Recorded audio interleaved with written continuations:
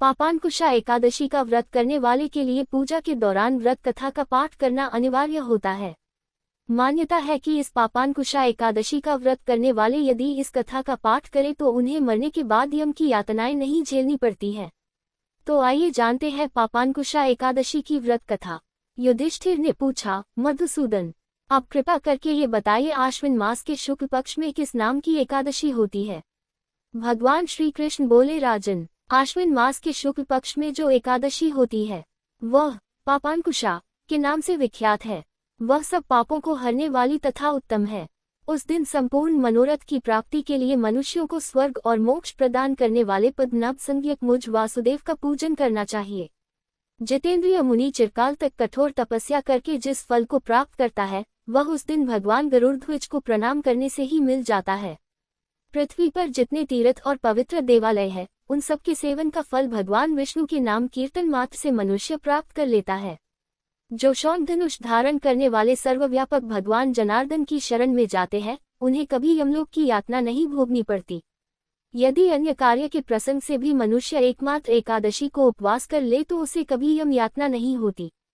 पुरुष विष्णु भक्त होकर भगवान शिव की निंदा करता है, वह भगवान विष्णु के लोक में स्थान नहीं पाता, उसे निश्चय ही नरक में गिरना पड़ता है।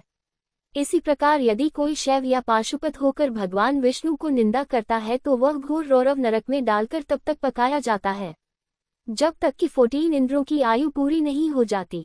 ये एकादशी स्वर्ग और मोक्ष प्रदान करने वाली, शरीर को निरोग बनाने वाली तथा सुंदर स्त्री, धन एवं मित्र देने वाली है। राजन, एकादशी को दिन में उपवास और रात्रि में जागरण करने से अनायास ही विष्णु धाम को प्राप्ति हो जाती है। राजेंद्र, वह पुरुष मात्र पक्ष की 10 पिता के पक्ष की 10 पीढ़ियों का उद्धार कर देता है।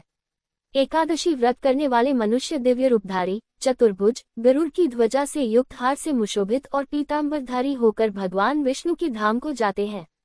आश्विन के शुक्ल पक्ष में पापांकुशा का व्रत करने मात्र से ही मानव सब पापों से मुक्त होकर हरि के लोक में जाता है।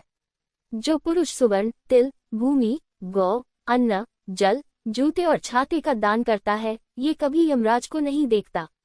नृपश्रेष्ठ, दरिद्र पुरुष को भी चाहिए कि वह यथाशक्ति खानदान आदि क्रिया करके अपने प्रत्येक दिन को सफल बनावे। जो होम, स्नान, जप, ध्यान और यज्ञ आदि पुण्यकर्म करने वाले हैं उन्हें भयंकर यमयातना नहीं देखनी पड़ती।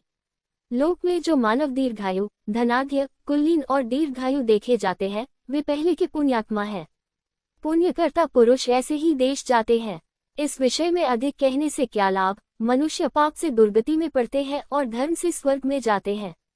राजन, तुमने मुझसे जो कुछ पूछा था उसके अनुसार पापांकुशा का महात्म्य मैंने वर्णन किया। अब और क्या सुनना चाहते हो?